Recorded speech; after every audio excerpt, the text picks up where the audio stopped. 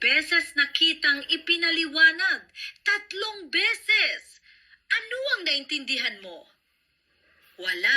Pero nag-practice tanggala ako, nag-iensaya ako, nag-aral ako.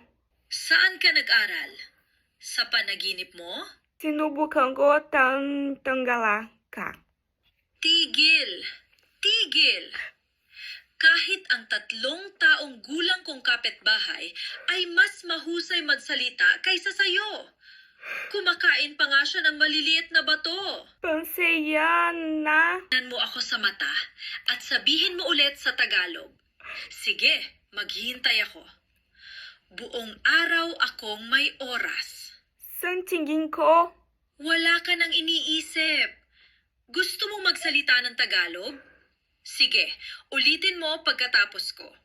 Tigil na akong magtiis ng kalokohan. tintindiw na ako. Nag-chicks ni kaloyo ka. Masyado kang mabagal, pero ayos lang. Isara mo ang notebook mo at uminom ka ng tubig.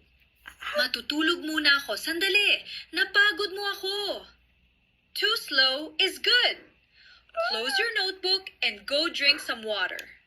I'm going to take a nap. You've tired me out.